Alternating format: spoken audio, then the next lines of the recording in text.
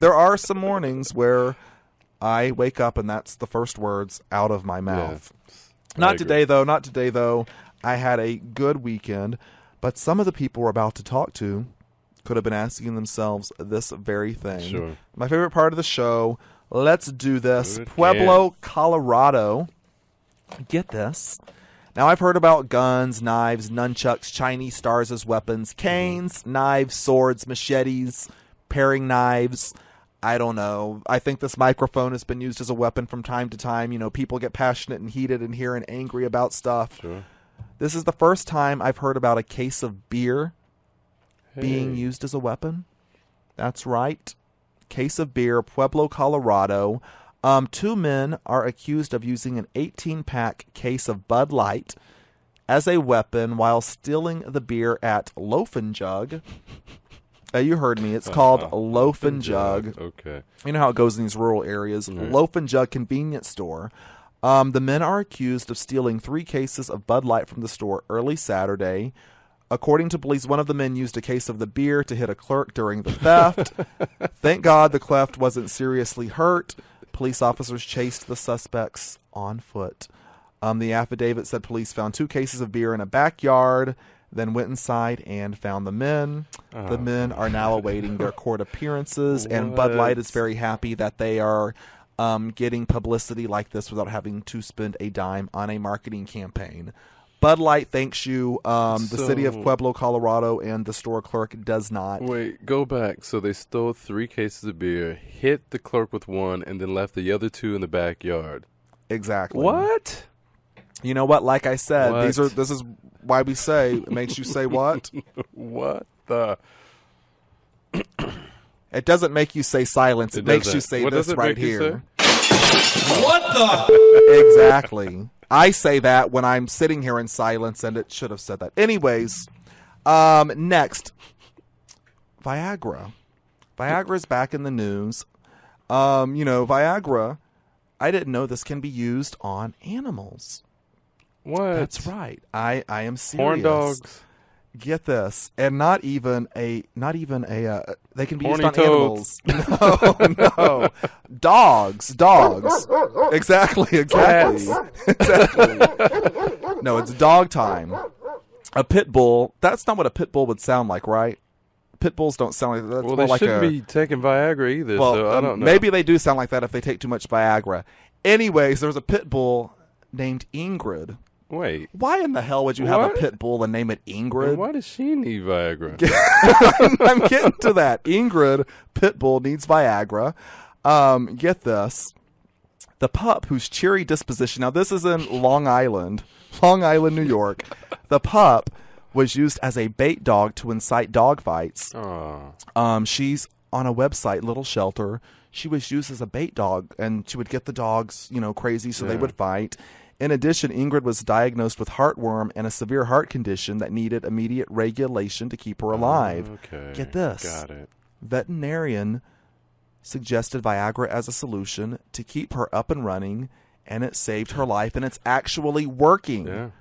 The Viagra opened up the blocked blood vessels that go to the heart, so it allows the blood to flow through the body. I mean, that's basically what Viagra does. Yeah, that's how they found Viagra. It was originally for patients, not for the impotence factor, but Right. I mean, Viagra, it was for patients, and then, they realized these patients were, we were taking care of their attention. Exactly. We were taking care of their hearts, and then they were standing at attention, even though they were still in bed, if you know what I mean, for very long amounts of time, and the blood was flowing freely to other places besides their heart. So Ingrid is on Viagra, and get this, they're literally saying that some of the men in the area are donating their Viagra pills because Viagra's Ingrid doesn't have insurance. I mean, pit bulls don't. So men in the area, Long Island, are pulling off a couple of Viagra pills and sending them to the shelter for Ingrid. What does that collection look like at the... I don't know. Can you imagine? Now get this. Ingrid is now searching for a place to call home. And whoever chooses to adopt the dog, get this, is going to receive a lifetime supply of Viagra pills to care for the pooch. How do you like that? You might not get health care if you're an American citizen, but Ingrid the pooch is going to be set up with her Viagra for the rest of her life. That sounds like somebody that doesn't have a prescription for Viagra is going to go pick up Ingrid. And then one other story. I just got to get this out. I got to get this out before we get out of here. This is out of New York again. See, New York is living up to its reputation. I love this.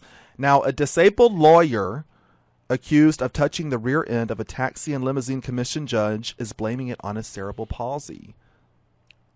You heard me. Wow. This happened in Queens. Queens prosecutors have charged Hypocrite Merteris. I know I'm ruining the name. I don't even know where that's from. Sorry. Hypocrite Merteris has been charged with sexual abuse and sexual harassment for allegedly grabbing the woman's inner thigh and buttocks during a meeting in her offices out in Queens. Now, he's gotten a lawyer to fight the charges, and his lawyer's name is Wyatt Gibbons, and his lawyer says that he did, in fact, whack her in the behind, in the buttocks, but it's not his fault. It wasn't sexual abuse. He says that he has cerebral palsy, and he had some spastic movements, and those spastic movements, when he was having, whatever he was having, just happened to result in him putting his hand on the inner thigh and on the buttocks. So he says the judge he says it's not. Yes, a lawyer accused. A lawyer. Yes. Did he? No, he's a lawyer. He's a lawyer, and he attacked the judge. No, but it's okay. It was all cerebral palsy. It sounds to me like he got a hold maybe of some of this Viagra that was supposed to be going to Ingrid. Yeah. Well, all of these crazy folks could have used some of this. Let's do this. Not that. What? I don't know. Do? Let's do this. No, really. What do you want to do? Kaine's words of wisdom. Solely focusing on someone else's desires while putting yours off is truly a dream deferred. I like that. I'm feeling the Zen moment of that whole good, thing. Right? I mean, you're absolutely right. We've got to take care of ourselves. We have to. And then we take care of other people, because can you really help anybody else without taking care of yourself? Not really. I mean, I need to be healthy, and I need to be, aware, so I can go to the doctor, get my Viagra, and then I can help Ingrid. I can't help Ingrid if I'm not going to the doctor and getting my Viagra. No, you can't. And I just can't help this guy at all right here. I mean, even look at him. I can't help this guy at all. This is Grabby McGrab. But I do like his defense strategy. I was having a spastic movement, and my hand just ended up in your thigh and on your buttock. I might have to use that the next time I get drunk. And I shouldn't be saying that. I'll take pictures. We'll have proof of it. On Facebook, I'm Little Ern. I'm Kaine. And we are Unfiltered. Join us again. We're here on Wednesday, 8 p.m. Eastern Standard Time. Tweet us, twitter.com/Unfiltered Show.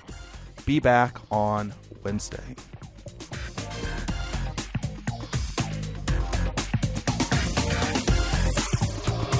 Unfiltered returns Wednesday with more real talk about real issues for real people. Until then, stay connected with us at theunfilteredshow.com. Time is up.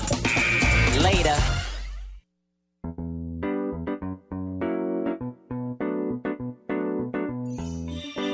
The proceeding has been a paid program. All opinions expressed during the program are those of the host and participants.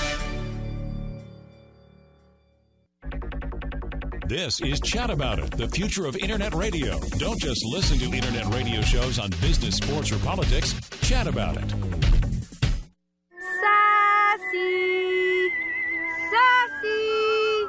This week's episode, Fire at the Shed. Gee, Johnny, this rope swing sure is swell. Don't I know it? Hey, it's Sassy! I think she's trying to tell us something. Mr. Gunderson? What about Mr. Gunderson? A fire? Mr. Gunderson's trapped?